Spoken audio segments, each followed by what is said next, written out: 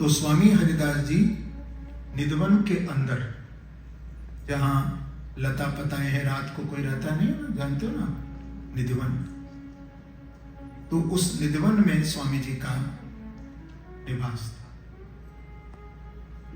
स्वामी जी महाराज वहां विराजते थे और स्वामी श्री हरिदास जी महाराज ने हाथ में तानपुरा लिया और लेकर के ध्यान में बैठ गए और गाने लगे कि मायरी सहज जोरी प्रगट भई रंग की गौर जो शाम घन दामन जैसे प्रथम होती अजहू आगे हो रही हैं डरे न तैसे अंग अंग की उजराई सुगराई सुंदरता ऐसे श्री हरिदास के स्वामी श्यामा कुंज बिहारी सम वैस वैसे। ये पद गा रहे थे। जब पूरा पद हो गया, पूरा भजन हो गया, तो साक्षात श्री निधवन राज में बांके बिहारी दो रूप से प्रकट हो गए, राधा और कृष्ण रूप से साक्षात प्रकट।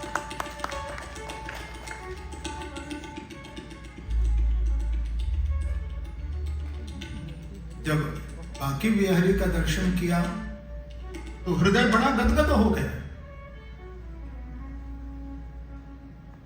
जब राधा रानी को निहारा, उनकी ओर देखा तो उनका तो अनंत अनंत सौंदर्य था।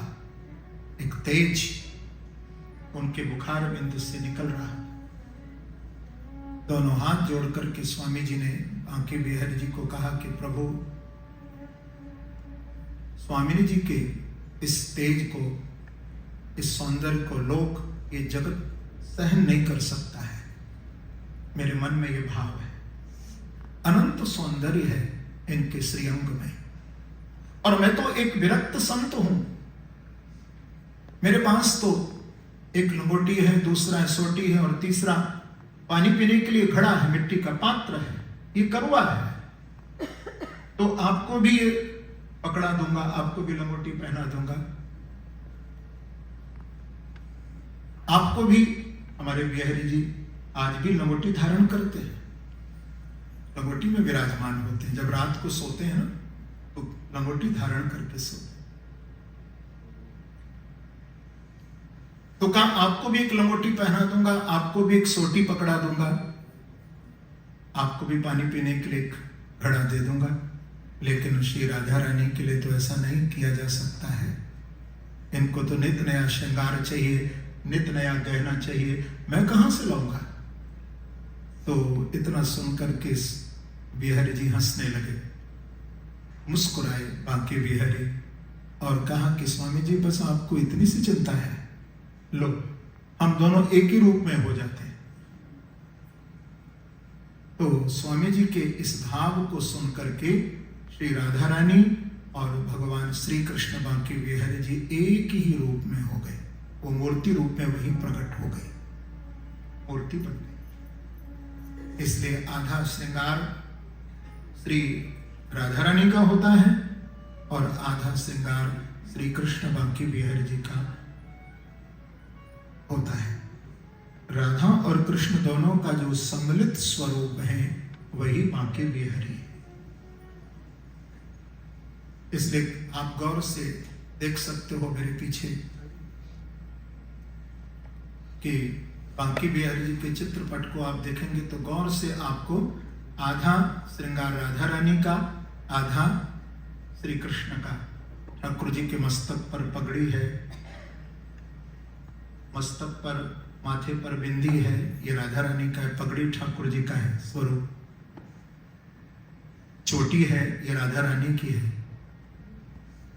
पैणी, पैणी गूथ कहा कोई को जाने, ये स्वामी जी ने पद गाया है।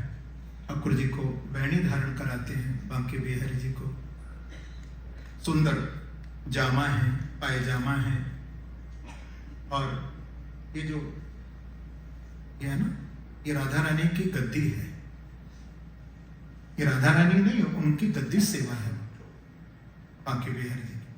राधा और कृष्ण का ये सम्मिलित स्वरूप है। अर्ध श्रृंगार श्री राधा रानी का होता है और अर्ध श्रृंगार ठाकुर जी का होता है।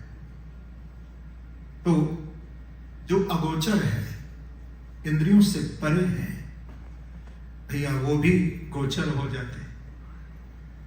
क्योंकि इंद्रियों ने ना एक बार भगवान से प्रार्थना की थी कि प्रभु आप तो अगोचर हैं, लेकिन आपने ही तो हमको बनाया है। आंखों ने कहा, कानों ने कहा, वाणी ने कहा कि आपने, इन इंद्रियों ने कहा ठाकुर जी को कि आपने ही तो हमको बनाया है और आप अगोचर ही रहेंगे क्या? आप हमसे परे रहेंगे? ठाकुर जी बोले क्यों, मैं भी गोचर हो जाता हूं। तो जो निर्गुण निराकार है, जो इंद्रियों से परे है, मन से, बुद्धि से, वाणी से, सबसे जो परे है, अगोचर है, भैया वही अपने भक्तों के लिए साक्षात साकार रूप से बाकी बिहारी ही प्रकट होगा। जिन्होंने प्रकट किया स्वामी श्री हरिदास जी महाराज ने, आपको क्या बताएं कि आपको जो कथा भी सुना रहे हैं, स्वामी श्री हरिदास जी महाराज के वंश में ही हमारा जन्म हुआ है और इन हाथों से बिहारी जी महाराज की सेवा प्राप्त हुई है। ये तो बाकी बिहारी जी की कृपा है, उनकी कृपा के बिना ऐसा संभव नहीं है। कुछ भजन तो हुआ होगा, बिना भजन के ऐसा कृपा संभव नहीं हो सकता। तो आज दुष्टम बताध्या अखिल सत्वरा से सांसिध्यमक्षणो स्तव दर्शनान्न। श्री सुखदेव जी महाराज कहते हैं कि करदम जी ने भगवान की स्तुति की और स्तुति के उपरांत भगवान के दर्शन मिले और दर्शन करके भगवान ने कहा कि करदम जी आप विंध्य सरोवर पर जाएं और आपके आश्रम पर श्री मनु जी अपनी बेटी देवहूति को लेकर के आएंगे और आपके साथ अपनी बेटी की शादी करेंगे।